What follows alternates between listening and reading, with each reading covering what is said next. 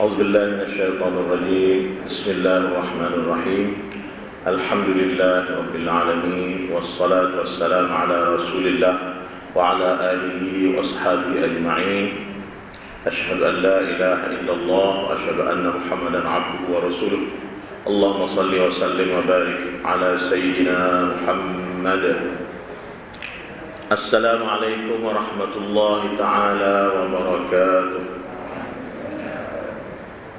Alhamdulillah, bersyukur pada Allah Subhanahu wa taala yang dapat kita meneruskan pengajian tadabbur Al-Quranul Karim yang telah dimulakan pada tahun 2019. Kemudian berhenti sebab COVID-19 daripada tahun 2020 dan 2021, dan hari ini kita sambung semula insya-Allah dengan izin Allah Subhanahu wa taala. Sebagai mukaddimah, seperti biasa, mengingatkan diri saya dan tuan-tuan dan puan sekalian, Allah Subhanahu wa taala menciptakan kita sebagai satu makhluk yang paling mulia. Ciptaannya pada zahir dan batin. Setiap anggota yang diberi Allah Subhanahu wa taala ada tugasnya.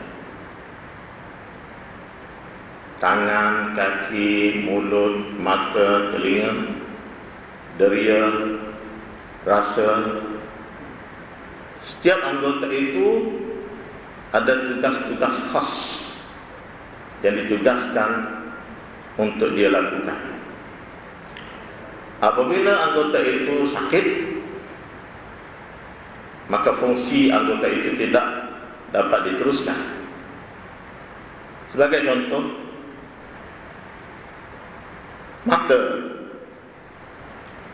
Bila mata kabur, sama ada berpenyakit ataupun faktor usia tua, maka kita tak dapat menggunakan mata sebaiknya, membaca, melihat dan sebagainya. Ada satu anggota yang kita jarang memikirkan mengenainya. Anggota ini namanya hati. Termasuk dalam anggota manusia. Imam Ghazali memberitahu bahawasanya hati ini seperti tangan dan kaki, mata dan telinga. Fungsinya ialah menyimpan ilmu, seperti mulut untuk bercakap dan makan. Hati fungsinya ialah menyimpan ilmu, rahsia, gedung ilmu, macam kutubkhanah, library. Dia juga menyimpan wisdom, hikmah. Rahsia-rahsia Allah SWT dicampakkan, diletakkan, disimpan, di dalam hati manusia. Dan semua ilham daripada Allah SWT. Kalau Rasul diberi dinamakan wahyu, kita dinamakan ilham ataupun hidayah. Di mana kita simpan? Apakah di otak atau pada hati? Otak fungsinya berfikir, logik, betul tak betul. Hati bukan isu betul tak betul. Dia ada lebih tinggi daripada nilai kognitif, nilai berfikir. Sebab itulah disebut dalam hadis Rasulullah SAW, dalam tubuh manusia ada sekeping daging. Secara fizikalnya itu jantung, secara rahsianya namanya lubul albab. Ulul albab, orang mempunyai hati. Hati bukan daging darah itu, tapi albab, tempat rahsia Allah SWT diberi kepada kita satu device yang begitu lengkap. Satu device yang lengkap. Kalau kita kata telefon itu yang canggih ke tak canggih, SIM dia itulah segala-galanya. SIM card. So hati ini yang dikatakan jantung tadi, rahsia nurani dia ialah menyimpan hikmah, menyimpan ilmu Allah Subhanahu wa taala. Al-ilmu nurun wa nurullahi la yuhda li'asi. Itu kata Imam Syafi'i. Ilmu itu sifatnya cahaya. Dan cahaya Allah tidak akan diberi hadiah kepada orang yang bernama Asi, makhluk yang tak kenal Allah Subhanahu wa taala, ataupun dia buat-buat tak kenal, just ignore Allah Subhanahu wa taala. Itu manusia yang asi, yang durhaka kepada penciptanya. Jadi nur tak masuk. Sumber nur Allah Subhanahu wa taala telah ceritakan Al-Quran. Nabi Muhammad itu sumber nur, hadis Nabi. Kalau Rasulullah SAW masih hidup, dialah nur. Tempat kita selalu menambah keimanan, menambah keilmu, menambah keilham, hikmah, wisdom, rasa lazat beribadat kepada Allah SWT, halawatul iman. Kemanisan iman ialah hasil daripada nur yang dipancarkan oleh Allah SWT, sumber segala cahaya. Dia menciptakan cahaya. Allahu nurus samawati wal ardh, sumber segala cahaya di langit dan bumi. Allah mendampingi Allah, mendampingi Al-Quran, mendampingi Rasul, mendampingi hadis. Itulah sumber-sumber nur. Jadi hati yang kotor, hati yang berada di dalam tubuh yang melakukan maksiat, segala bentuk maksiat, yang paling utama sekali syirik pada Allah SWT, kufur pada Allah Subhanahu wa taala. Dan sifat munafik itu sebenarnya kufur, tapi kategori disebut oleh Allah SWT. Kenapa?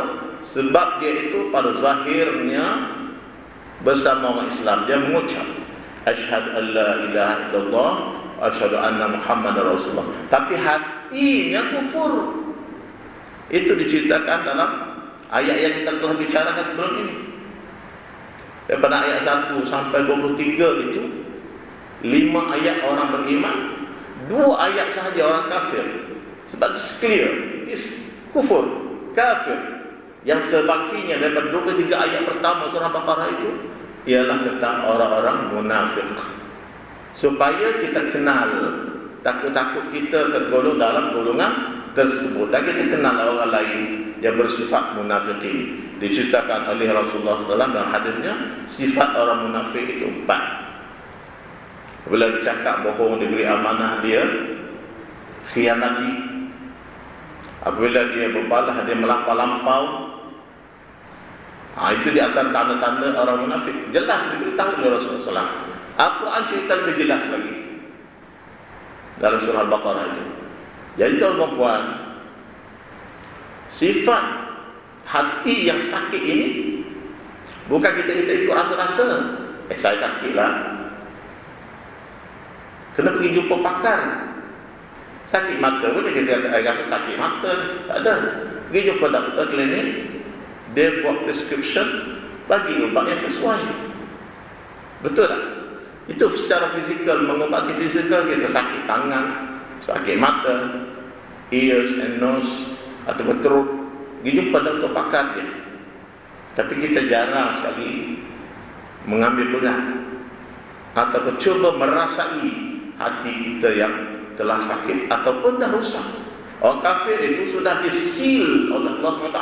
Khatamallahu ala qulubihim. Allah mencipta manusia, dia tahu orang ni dah tak jadilah. Sawa'un alaihim anzartahum am lam tunzirhum la yu'minun. Kamu beri Quran, beri inzar, beri warning, cerita azab neraka sekalipun, dia tak terima dah. Tuhan dah tahu. Walaupun manusia itu bebas memilih, dia dah tahu Allah SWT orang ni akan ke neraka. Dia cerita lah. Dan kita minta berlindung dengan Allah SWT daripada tergolong manusia orang kafir. 2 ayat. Orang munafik banyak ayat cerita. Wa minan nasi may yaqulu amanna billahi wa bil yaumil akhir wa ma hum bimu'minin. Ada di kalangan manusia yang berkata secara lisannya, zahirnya, mengucapnya, kami beriman dengan Allah, kami beriman dengan Rasul. Wa ma hum bimu'minin. Tuhan tahu mereka tidak beriman. Ini kata SIM yang rusak tadi. Nampak telefon yang mahal, tapi SIM tak ada connection. dengan Allah SWT tadi. Itu maksudnya hati yang sakit, hati yang rusak, hati yang telah mati, hati sudah sil oleh Allah SWT, khatamah. Yang kita nak hati segar, sehat, dinamik, dan cukup dari rasanya. Kita sensitif terhadap maksiat, sensitif tentang kebatilan ini. Kita tahu ini kufur, ini syirik, ini batil, ini mungkar. Yang ini ma'ruf, ini benar, ini sabar, ini pengorbanan, ini jihad. Kita boleh tahu dengan hati kita. Itu hati yang sehat. Jadi Imam Ghazali sebut pada kita,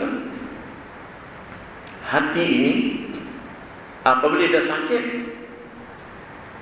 orang beriman dapat mengenali hatinya yang sakit. Orang munafik tak rasa lah. Sebab apa?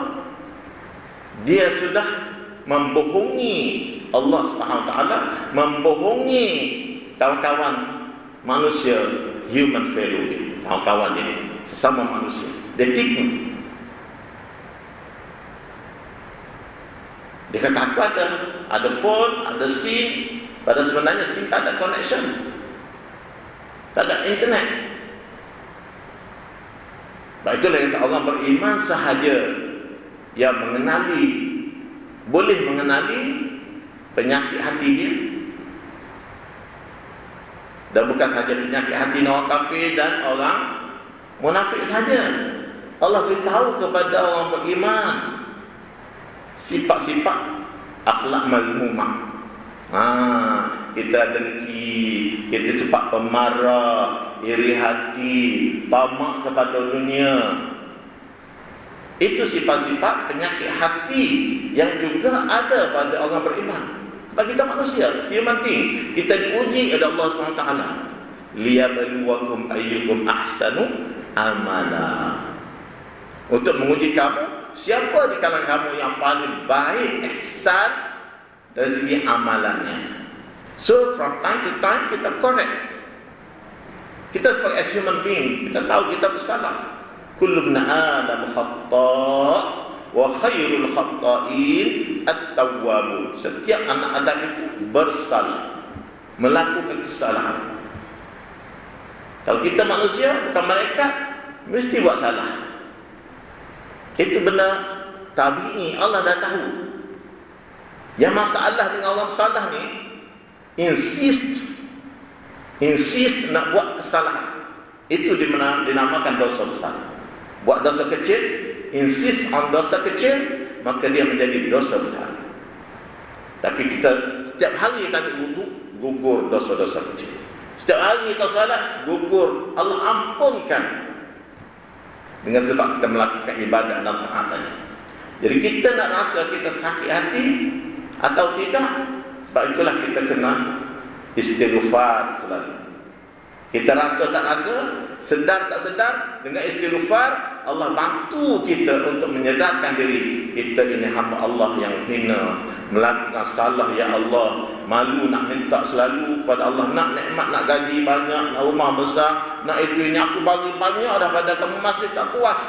Tapi Allah tu sabar. Nama Allah itu sifat As-Sabur. Ya Allah. Saya cek dalam kitab ya.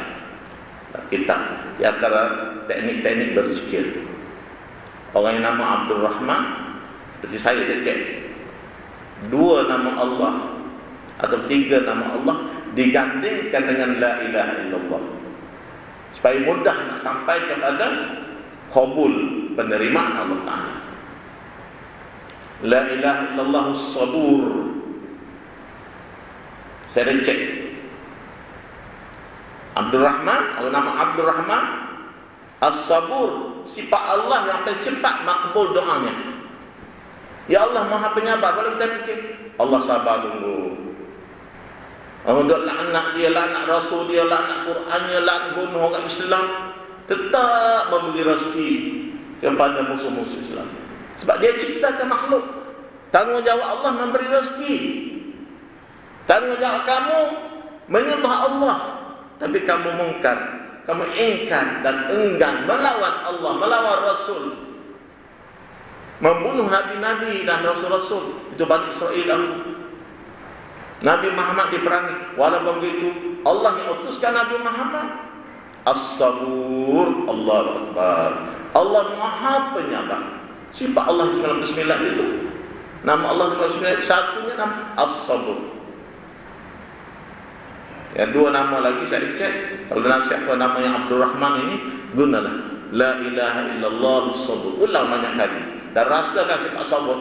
Ya Allah, aku doa pada Engkau yang Maha Sabar. Tunaikanlah doaku, makbulkanlah doa. Itu ulama-ulama menasihatkan cara teknik berzikir. Kita bersalah dengan sebab kita sedar kita manusia. Ya Allah, Kau ciptakan aku bertarung dalam hidup ni antara nafsu dan taat. Aku lemah, tapi aku akan tidak putus asa dengan sebab aku bergantung kepada yang Maha Gagah Perkasa. Engkau ya Allah, Engkau Maha Penyabar, aku tak sabar ya Allah. Dua nama lagi sifat As-Sami'ur Rauf, yang Maha mendengar. Allah, yang Maha Penyayang, kasihan belas, Rauf. Walaupun kita buat apa kepada Allah, pada Rasul, pada Quran, kepada umat Islam, manusia derhaka, dia tetap mendengar dan kasihan belas, sabar, memberi rezeki. Bukan kata orang Islam saja yang dapat rezeki Allah. Semua makhluk 7 bilion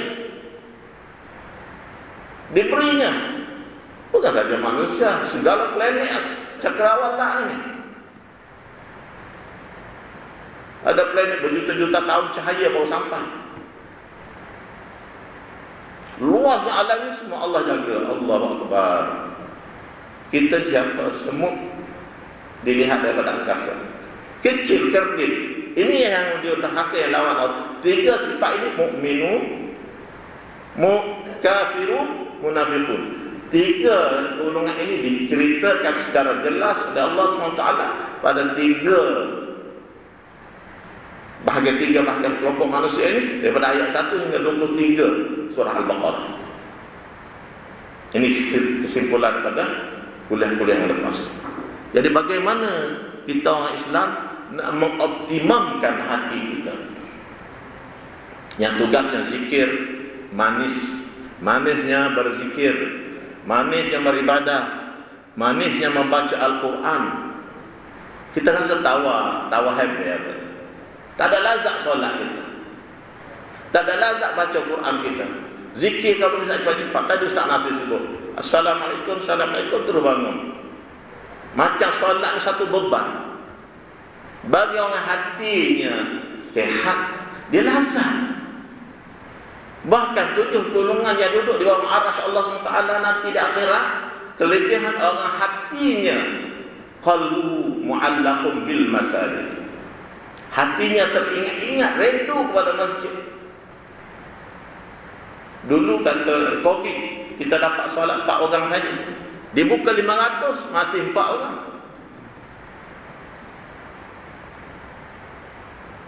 Kita buka 20, Allah jadi ini bagi sikit sangat. Kita buka 500, tapi sah kita yang ni lah. Illa man rahimallah, kecuali Allah yang sayang. Mereka lah kaum minta datang 2 baris, 3 baris masjid kita. Mana yang baki? Hari Jumaat penuh. Itu minta lagi nak full capacity, Ustaz. Kita bagi 500 pun. Itu contoh Jadi kita tak akan cakap awal lagi, kita diri kita. Jadi hati kita sakit ni senang saja kita tahu. Kita sendiri tahu. Bahkan ulama mengatakan kita ada measurement, iaitu kayu ukur. Kita boleh kenal diri kita. Kita demam, kita tahu kan? Because you own your body. You boleh tahu. You monitor your body. Macam kita ada suhu, sekarang boleh cek, boleh sok sendiri. Kita ada BP, blood pressure sendiri, semua boleh. Begitu juga iman ni kita boleh tahu. Nabi sebut al-iman yazdad wa yanqus, bertambah dan berkurang. Orang tak tahu. It's your own world, your thinking, your cognitive, perasaan, jiwa, hati. Bukan saja flesh and blood. As human being, syair seorang ulama menyebut, anta berruhi la bil jismi insan. Sebelum itu dia kata, wahai hamba kepada jasad yang fana, selama mana kamu nak berkhidmat pada jasad yang fana ini, yang sudah diketahui tentang kerugiannya, kefanaannya dan keterbatasannya, 60 tahun itu, selama mana kamu comelkan badan itu, kamu sebenarnya hamba kepada badan tadi. Anta birruhi, dengan roh, dengan spiritual. Kita ada physical, spiritual, emotional dan intellectual. 4 dimensi manusia. 3 yang hidden, tak nampak. 1 yang nampak, physical. Itu bagi layman, orang biasa kalau tak terima wahyu, semua tumpu pada makan, minum, pakaian cantik, nak suka, nak enjoy, nak apa. That the physical things. Tapi dah 3 yang hidden tu kognitif, tak penting kepada pendidikan. Perasaan, jiwa, sabar, berani, nak sayang, hormat, tu nafs. Ruh kita lagi tinggi daripada kognitif, lagi tinggi daripada nafs. Ruh tu tempat rahsia Allah SWT. Dan ruh ini setelah Allah cipta tak mati selama-lamanya. Itulah manusia. Manusia itu, Abdul Rahman itu roh dia. Yang mati itu jasad, dikebumikan. Allah beri pinjam jasad ini untuk store badan kita sekejap saja. Mudah kita kata tak telefon dengan SIM card. Setelah Allah SWT ciptakan roh, SIM card sudah ada. Dia boleh tukar hari ini Nokia, besok apa Samsung, lusa. Boleh, body tak ada masalah. Roh satu. You boleh tukar telefon, betul tak? So telefon Nokia rusak, buat beli yang lain. That's the life. Tubuh kita ini dipinjam Allah SWT guna. Diberi tangan, kaki, mata, telinga untuk khidmat badan ini, iaitu nafs dan roh, untuk beribadat kepada Allah SWT. Wa ma khalaqul jinna wal insa illa liya'budun. Aku ciptakan manusia dan jin untuk apa, tuan-tuan? Untuk beribadat kepada Allah. Ini hak Allah, kewajipan atas kita. Hak kita, kewajipan Allah memberi rezeki pada kita. Itu sebut dalam hadis qudsi. Aku ciptakan kamu, aku jamin kau boleh hidup, makan, minum selama ruh kamu ada di pada badan. Apabila rezeki dah habis, mati. Orang mati maknanya sudah kosong rezeki dia. Selagi ada nyawa, Allah dah jamin. Don't worry. Itu kerja Tuhan.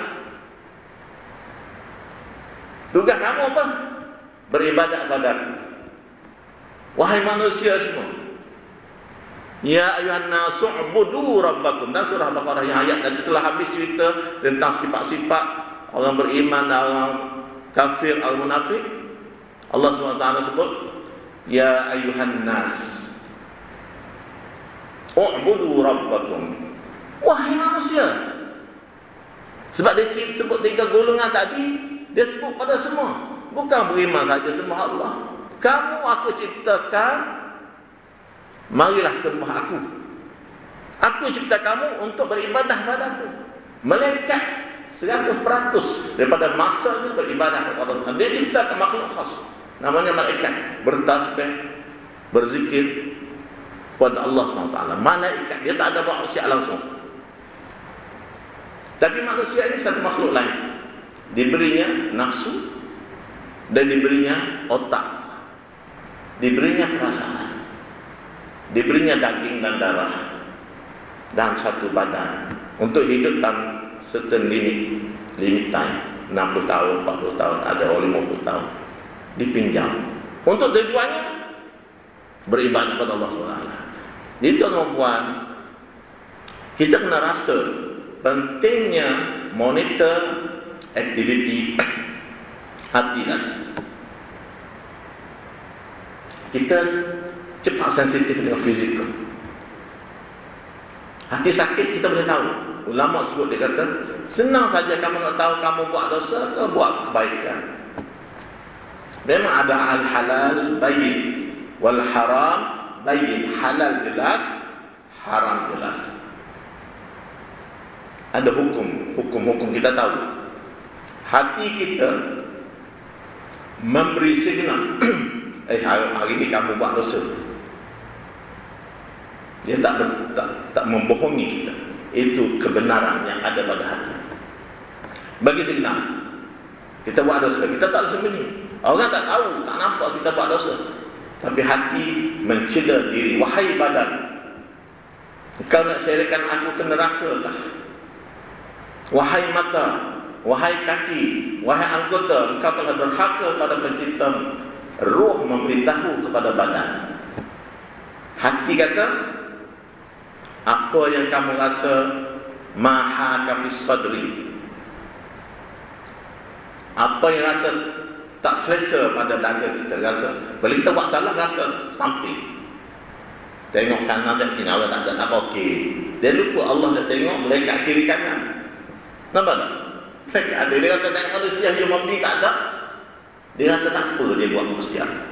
Contohlah, kita tengok banyak dalam video kawan-kawan bercerita orang-orang daripada Timur Tengah naik saja kapal, buat jubah, buat tasbih, minta bia terus depan mata saya tengok orang Arab.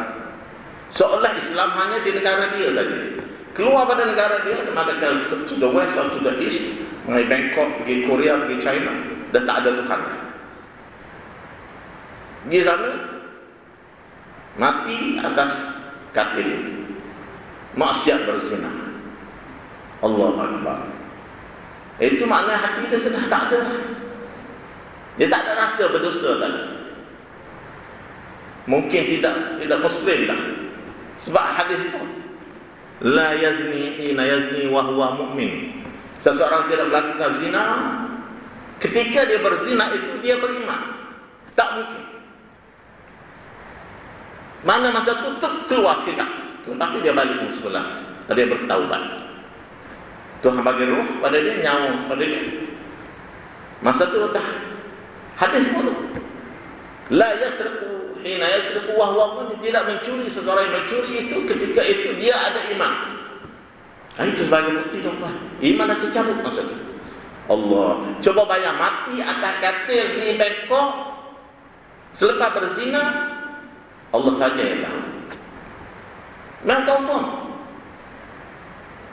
Hadis sebut kata macam tu tidak beriman. Sebab tu kita kena rasa sensitif terhadap hati kita. Apa kita rasa tak selesa, bagi kita hidup, Allah tengok, kita rasa Allah tengok, mereka tak tengok kita. Jadi kita tahu salah, terus bertaubat, astaghfirullahaladzim wasallam. Nabi yang tak buat salah bertaubat 70 kali, 100 kali sehari. Jadi kita tak rasa, kita perlu bertaubat kembali pada Allah, hati kita sakit lagi. Maka Imam Ghazali beritahu tuan-tuan perempuan, beberapa cara untuk kita nak memperbaiki diri kita, hati kita tadi. Nombor 1, cari guru yang murabbi, syekh yang mengenali penyakit-penyakit batin ini. Nombor 2, teman yang baik untuk memonitor diri kita. Itu kalau kita dalam kerja-kerja semasa muda-muda dulu di universiti, kita ada study circle, UK, US, Malaysia, ada usrah nama dia. Ada di situ ada nakib. Nakib itu iaitu ketua leader pada circle tadi, dia selalu monitor anak-anak buah dia. Bukan dia the best, tapi kena ada ketua. Itu sunnah dalam agama kita. Bila kamu sampai 3 orang, kena ada ketua. So kita berlatih semasa di kampus dulu. Ketua kita seorang sahabat lama, senior, dia memerhati. Kita jumpa usrah baca Quran, baca hadis selalu. Kenapa awak lama tak nampak pergi masjid? Terus dia berbicara. Dia tak kali pun marah-marah, tak ada. Itu bukan cara tarbiyah. Dia tak datang masjid sebab mungkin ada halangan. Dia pergi rumah tanya. Itu yang sahabat yang monitor untuk menjaga tarbiyah hati kita. Nombor 3, cara nombor 3, dia kata, dengarlah kritikan daripada musuh. Orang tak suka kepada kita. Sebab kadang-kadang musuh ini, orang tak suka kepada kita ini, dia akan bercakap tentang keburukan kita. Sebab kita tak selamat daripada keburukan. Keaiban ada. Jadi dengar-dengarlah kritikan-kritikan, cakapan-cakapan orang tak suka pada kita itu, memang dia kata benar. Bukan dia buat-buat. Kebanyakannya dia cakap benar. Benar keburukan kita. So ambillah itu sebagai sumber untuk kita mengkoreksi diri. 3 sumber: guru yang baik, sahabat yang baik, musuh yang selalu melihat, mencari keburukan kita. Itu Imam Ghazali sebut. Bukan kata-kata kita ni, lepas tu dia tinggal pandai-pandai. Jadi kita pada masa sama, kita ada device kita sendiri, memonitor diri kita, iaitu kita tahu apa yang kita buat salah ke betul. Apabila kita rasa tak sedap, tak selesa, dan kita tak suka orang melihat perbuatan kita, ketahuilah itu adalah dosa. Senang saja. Ada orang suka kita buat maksiat, orang melihat, orang tengok kita tak buat, tak apa, kecuali orang turut-turut salah. Ada orang buat derhaka secara jahran, bahkan dia buat senyap, lepas tu dia ceritakan orang lain. Ada disebut apa? Dia bangga dengan maksiat dia. Tapi kebiasaan manusia yang normal, dia buat salah, dia tak cerita ke orang, nak sembunyikan. Sebab dia tahu dia buat salah. Lepas tu peluang taubat. Allah itu Maha Tawwab, menerima taubat orang yang kembali kepada dia. Astaghfirullah, Ghaffar, menutup segala dosa, membersih segala dosa. Tawwab, menerima segala taubat orang.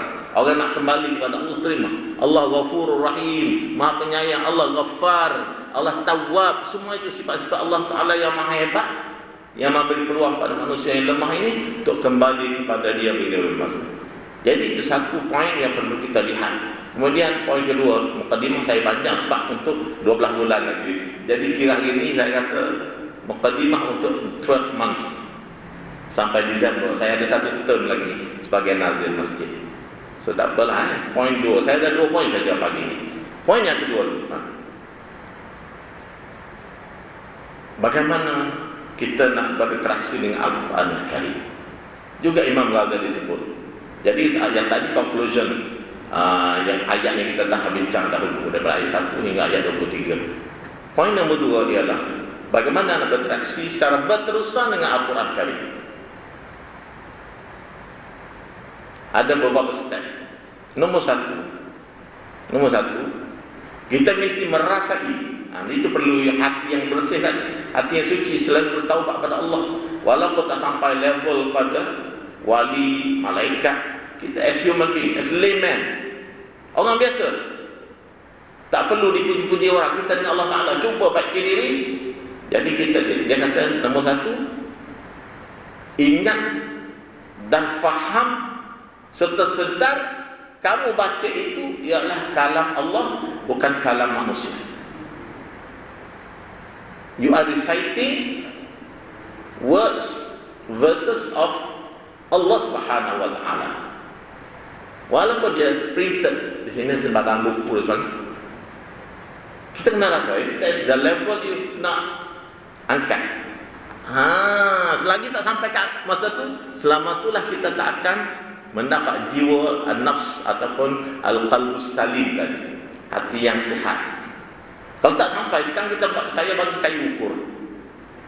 Kita boleh ukur diri kita, tak perlu pergi mana hospital, kita dah tahu. Betullah kadang-kadang perlu kita dengar. Sekarang banyak teknologi membantu kita. Sebarang kursus, sebarang ilmu banyak online. Tapi berguru itu lebih berkat. Jadi ada ulama menceritakan, mereka mengatakan, kalau kamu tak ada guru, Rasulullah sebagai guru kamu. Bagaimana? Rasulullah dah meninggal, dah wafat. Macam mana nak jadikan Rasulullah sebagai guru kamu? Rasulullah tinggal pesan, tinggal 2 perkara. Selama mana kamu berpegang pada Quran, berpegang pada hadis, kamu takkan sesat. Rasulullah dah jamin. Hadis, betul tak? Jadi kalau selama mana kamu tak lari pada Quran ini, daripada hadis Rasulullah SAW, kamu tak akan sesat, tak akan menyeleweng. Yang berlaku penyelewengan, kamu tak pedulikan Quran, tak pedulikan hadis, guna otak sendiri, maka sesatlah. Yang kedua, ini jaminan Rasulullah. Yang kedua, sesiapa berselawat kepada Rasulullah SAW, dia ada hubungan dengan Rasulullah SAW. Ada satu selawat, Assalamualaikum ayyuhan Nabi wa rahmatullahi wa barakatuh. Pernah tak kita selawat dengan betul tu? Selalulah dalam solat. Kita baca dalam solat saja. Batu tak rasa kita hubungan dengan Nabi Muhammad. Assalamualaikum ayyuhan Nabi wa rahmatullahi wa barakatuh. Salam sejahtera pada engkau ya Rasulullah. Seolah Rasulullah ada kat depan kita. Memang setiap kali kita selawat, Allah sampaikan selawat itu kepada Nabi Muhammad SAW. Itu disebut dalam hadis. Kalau kita pergi kat sana, Rasulullah dengar selawat kita. Doa kita, Assalamualaikum ayyuhan Nabi wa rahmatullahi wa barakatuh. Lepas tu dalam solat kita ada alam lain. Alam khusyuk, alam rohani. Dalam solat itu, kita sebut tak Assalamualaikum? Apa makna Assalamualaikum? Macam kita Assalamualaikum. Kita kata Assalamualaikum kepada orang yang depan kita. You are talking to him. Assalamualaikum. So, Assalamualaikum ayyuhan Nabiyyu wa rahmatullahi wa barakatuh. Selawat perbanyakkan Assalamualaikum di luar solat. Supaya kita rasa, ya Allah, Rasulullah masih berada dengan aku. Macam ulama sebut Allahu ma'i, Allahu syahidi, Allahu naziri. Ulama ajak anak-anak mereka supaya perkuatkan iman. Allah melihat aku, Allah bersamaku, Allah menyaksiku. Macam mana nak rasa Rasulullah bersama kita? Selawat pada dia. Allahumma salli wa sallim wa barik ala Sayyidina Muhammad. Ya Allah, berilah rahmat kepada Nabi Muhammad. Berselawat kepada Muhammad, malaikat berselawat sallallahu ala Muhammad. Itu selawat Jibril. Semua berselawat, kita tak berselawat, kecuali orang yang hatinya bersih, suci tadi. Jadi guru kita Nabi Muhammad. Selama mana kita berselawat kepada Nabi Muhammad SAW, insya-Allah Tuhan jaga kita. Tak akan menyeleweng. Yang ajaran-ajaran sesat segala macam tu tak ada. Quran tak rujuk, selawat kepada Nabi tak ada. Di dalam tahiyat itu juga sebut Assalamualaikum ayyuhan Nabi wa rahmatullahi wa barakatuh. Assalamu ala ibadikas salihin. Hamba-hamba yang soleh juga kita beri salam. Siapa hamba-hamba yang soleh? InsyaAllah ya Allah, jadikanlah aku hamba-hamba yang soleh yang selalu diberi salam oleh orang Islam seluruh dunia. Ada ulama mengatakan orang yang qiyamul lail termasuk daripada hamba-hamba yang soleh, yang mendapat doa semua manusia yang sembahyang di dunia ini. Assalamualaikum wa ala ibadillahis salihin. Salam sejahtera kepada kami dan kepada hamba-hamba Allah yang soleh. Tergolong dalam hamba Allah yang soleh orang yang jaga hati dia. Ya, ingat kepada Allah, yang berselawat pada Rasulullah SAW, rasa lazat beribadat, lazat berzikir, lazat membaca Al-Quran, maka itulah hamba-hamba Allah yang mendapat salam sejahtera daripada semua orang yang berdoa dalam salat tadi. Assalamualaikum ayyuhan Nabi wa rahmatullahi wa barakatuh. Assalamualaikum wa ala ibadillahis salihin. Siapa nak dapat salam tu? Kita, insya-Allah. Kita salat, kita doa untuk orang soleh, orang lain doa untuk kita orang yang soleh. Tapi kita tak rasa benda tu. Mungkin kita just mururul kiram. Mana macam tas enggu gitu saja. Tak ada bahasa sekarang lah. Tas enggu. Nak cukup salam itu saya kan pun bangun. Tu tas enggu lah tu. Dia tak rasa apa yang dia sebut dalam. Macam mana nak rasa kita tak pernah didik hati kita tadi. Sebab tu kita dah tahu hati kita tak berfungsi lama dah. Tapi kalau jantung tak berfungsi, cepat pergi idea. Sebab kita tengok organ yang flesh and blood tadi. Apa tu masuk stand 1, stand 2, stand 3 atau buat operation, cepat. Dah lama hati ni yang dah operate tadi dah mati. Allah dah lama tak kenal dia. Dia tak kenal Allah lama dah. tak berzikir, Allahu Akbar. Minta jauhlah kita daripada sifat-sifat sedemikian. Ini muqaddimah. Muqaddimah kita, insya-Allah kita sambung pada masa akan datang ayat-ayat yang berikutnya, iaitu ayat yang saya dah bincang dahulu, ayatul nida.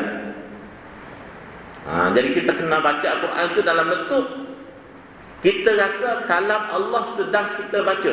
Bahkan yang ada 10 step. Sebelum last disebut, dia kata apa? Kita kena naik ke level di mana yang kamu sebut itu, you are reciting verses Quran itu, kita kena rasa kalam Allah. Kamu bercakap dengan bahasa Allah Ta'ala. Oh, lain. Itu ulama dulu menangis pada masuk solat dia tu. Sayyidina Umar ceritakan apabila dia kena anak panah, nak cabut anak panah tu, dia kata nanti aku solat dulu, tak sakit lah. Allah Akbar, kamu buatlah. Dia tak rasa lah, dia duduk alam lain. Itu cerita-cerita banyak kita baca dengan cerita ulama.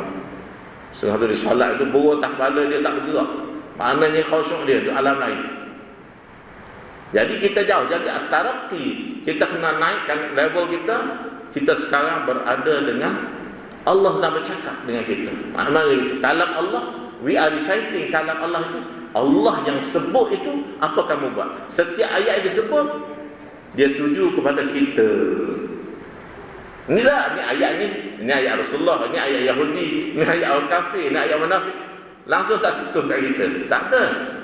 Imam Ghazali besar. Setiap ayat yang disebut Quran, kamu yang ditujukan. Mana macam tu? Kena rasa. Aku lah. Ya ayyuhallazina amanu, wahai orang beriman. Kita tak rasa apa. Padahal the verse is for you. Disebut khusus. Ya ayyuhallazina amanu. Jadi cara kita nak mendampingi Al-Quran tadi, salah satu cara tadi, cari ayat-ayat yang ada ya ayyuhallazina amanu. Train yourself. Rasa tak allazina amanu tu? Kalau you belong to the club, you mesti rasa membership tu.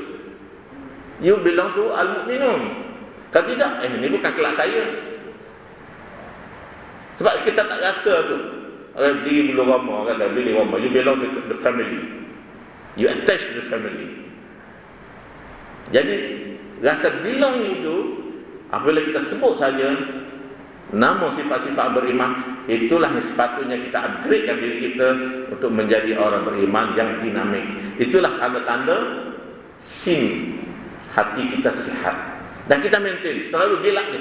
Astaghfirullahalazim, astaghfirullahalazim, astaghfirullah. 70 kali 100. Bahkan ulama kata, jangan terlepas hari tanpa beristighfar 300 kali.